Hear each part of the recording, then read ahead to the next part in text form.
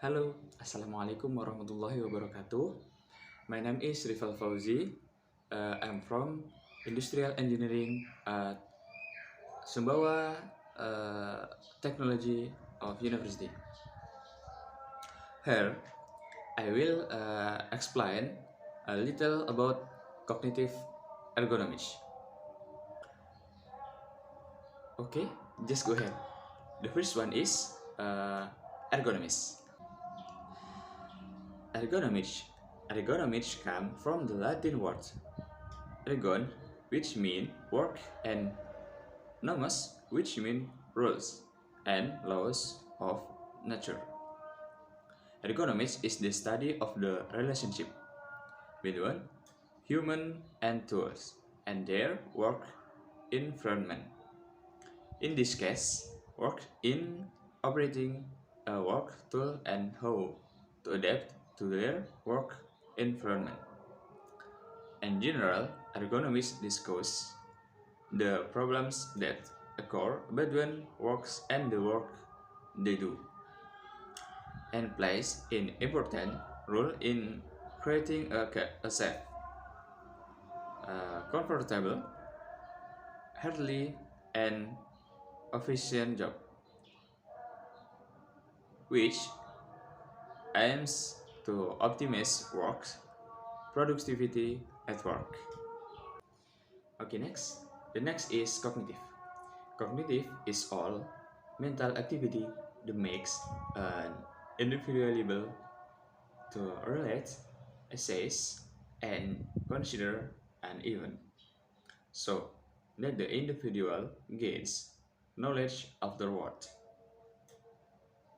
Cognitive is the mean that can be used quickly and precisely to overcome a situation to solve a problem. Cognitive includes three aspects.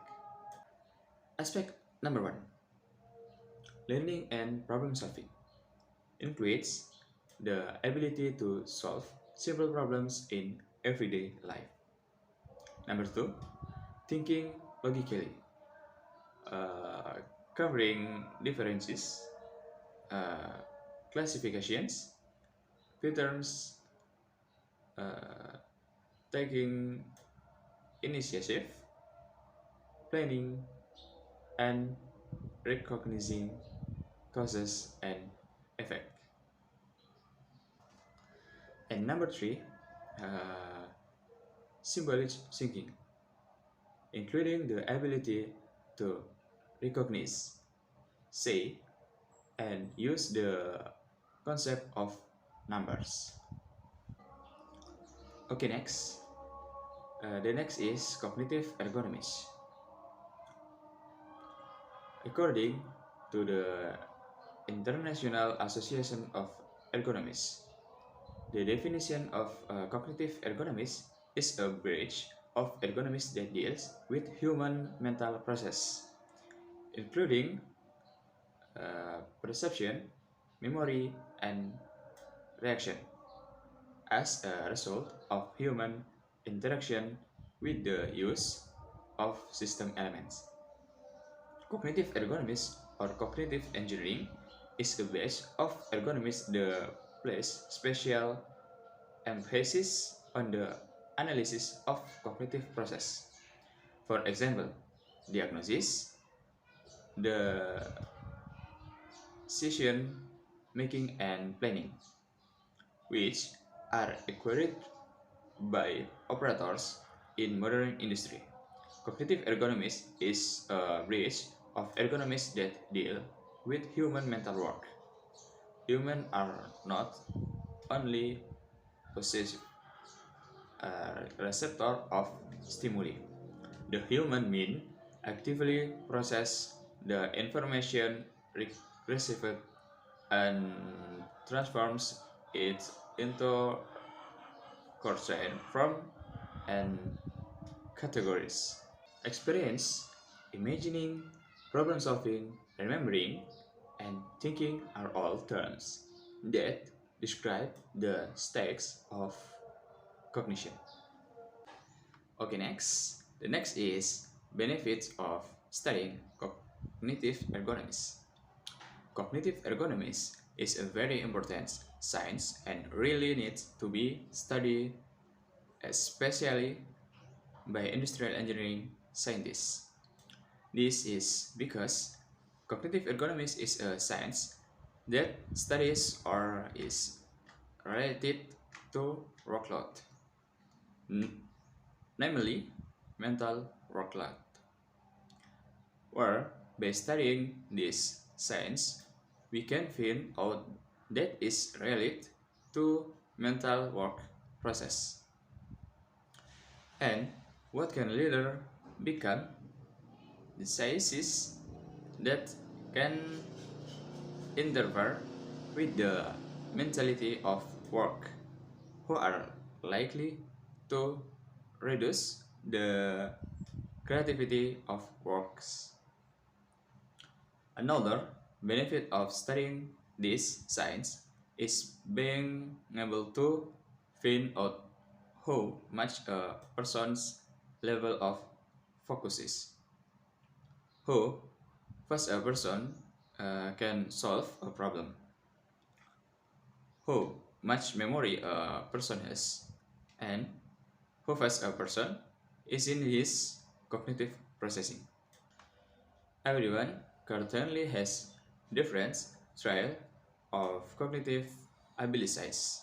Therefore, by studying this science of cognitive ergonomics, we can find out and even be able to prevent the occurrence of possibility that can later cause losses.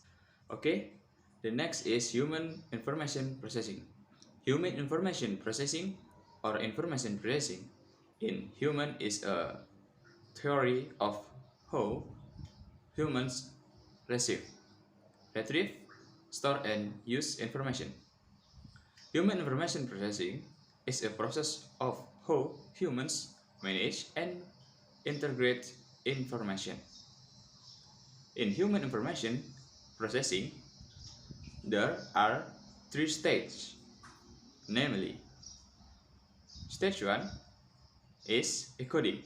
Encoding is the process of encoding any information obtained according to the type and form of the information, which will be entered in memory. Stage 2 is storage. Storage is an advanced process of the encoding process. Storage is the process of storing information that has gone through an encoding process in memory or memory. Stage 3 is retrieval. Retrieval is bringing up or recalling information that has been stored in memory. Okay, next example from human information processing. The example is for example, we are ordered by our mother to shop for several types of groceries at the market. We will get information on what groceries to buy. What we do there is the coding process, where we code each type of item and else the number of items we will buy. After we do the coding, the next thing we do is enter the appropriate information in our memory, which is called storage. And after we remember what grocery information we have to buy, do we go to the market. And after we get to the market and arrive at the place where we are going to buy that goods, That's where we carry out the retrieval process. Bring up or recalling the information that we stored in the memory earlier,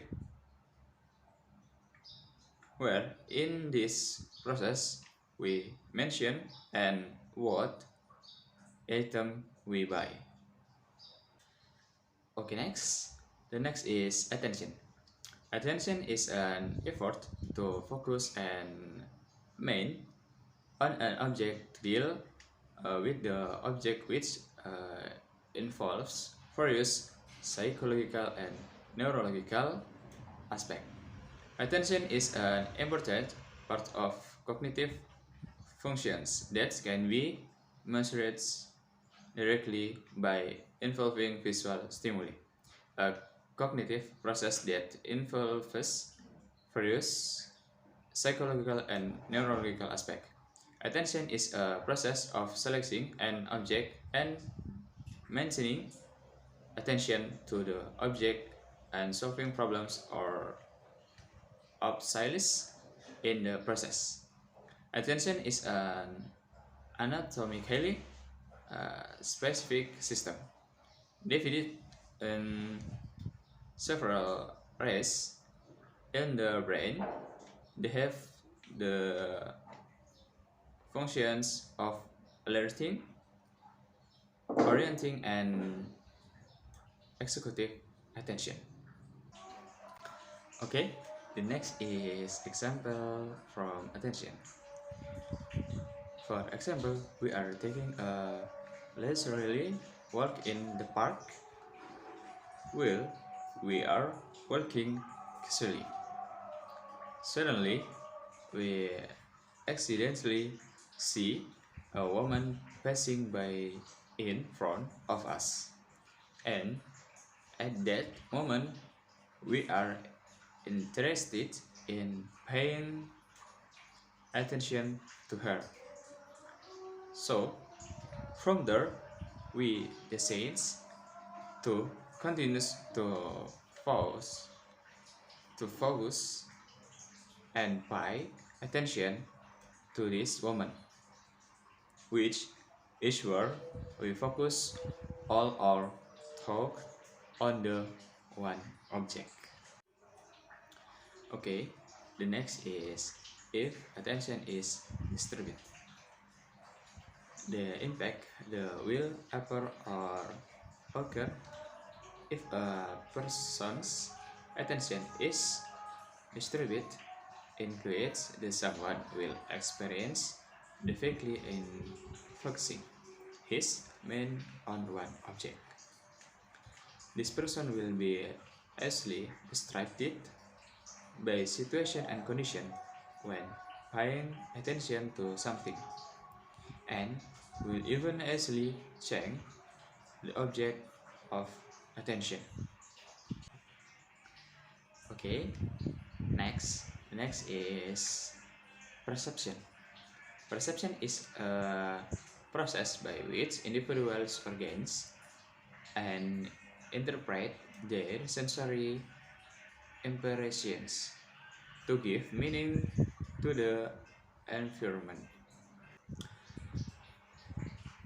Perception is essentially a cognitive process that is experienced by everyone in understanding information about their environment, both through sight, hearing, appreciation, feeling, and smell. The key to understanding perception lies in the recognition that perception is a unique interpretation of a station and not a true record of the station. The next is example from perception. We give an example of this perceptual process. We use the example of the event in the previous discussion. Uh, Normally, attention. In that, In the attention process, in this case, we are focusing on an object, namely the woman who is passing in front of us. There, we see and pay attention to a woman, and that is mean by perception. Where is that output of our attention activity earlier, where we know and think that women are beautiful, sexy, and so on. The next is if attention is distributed. The impact will occur if someone's perceptions is distributed, namely that a person will have difficulty perceiving what he know from what he pays attention to. Defect to solve a problem, defect to make decisions, and so on. Okay, next. The next is memory. Memory is placed on by an individual that is used to store the information obtained. Memory has an important function for humans.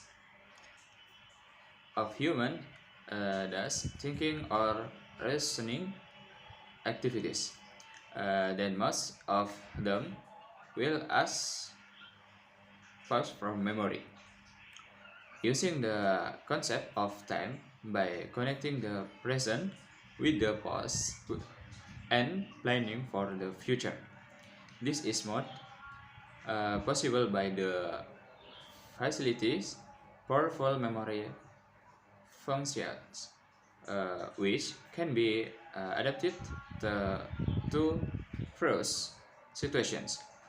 It is because of the memory that human can be said to be historical creators.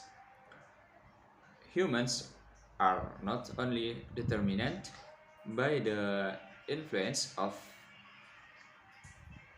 process that occurs the present time, but develop in the past history they have, which is stored in memory, which can be reviewed at any time. Okay, the next is the difference between working memory and short-term memory. Short-term memory is temporary memory in which the process in information will only be repeated several times and will be lost when it is on longer needed or repeated gain. Uh, Meanwhile, working memory is memory in short-term memory where the process is repeated many times, which aims to prolong the memory of informations. Okay, the next is uh, the difference between short-term memory and long-term memory. Short-term memory, as known as primary or active memory, is information that we are correctly aware of or thinking about. This information mostly occurs within our consciousness. Short-term memory is very short, only 13 seconds at most. And when short-term memory are not actively uh, rehearsed or maintained, they last only 4 seconds. Short-term memory else has a limited nature. In general, short-term memory can reside only about the two to 7 items. Meanwhile, a long-term memory is the process of storing information for a long time. If we can remember something that happened more than a few moments ago, uh, whether it happened hours ago or decades earlier. Long-term memory often occurs unconsciously. This information is largely outside our awareness, but can be recycled and working memory to be used when needed. Recall. Memory in this long-term memory is prolonged. It will even be for life if we are still in a healthy conditions mentally.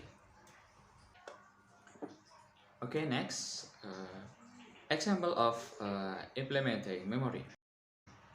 Example of the application of memories include the memory of event in our childhood. For example, when we were small, there is an incident that we still remember to this day. As a child, of course, it is still time to play. And at that time, there was a game that we enjoyed the most. At that time, we pay attention and even do it repeatedly. From these activities so that we can accidentally remember until now. We don't only remember the game, we even remember the tiles, such as the technical aspects of the game, where we played with, where we played, even how long and how long we played. We still remember until now. Okay, next, the impact when someone's memory is disturbed. The impact when a person's memory is impaired, namely, that person will have difficulty remembering the information he gets. That person will have difficulty processing information because the process forget how to process the information he gets. This person will easily forget and will even have difficulty seeing or giving perception of the information he gets. Okay, that's what I can explain.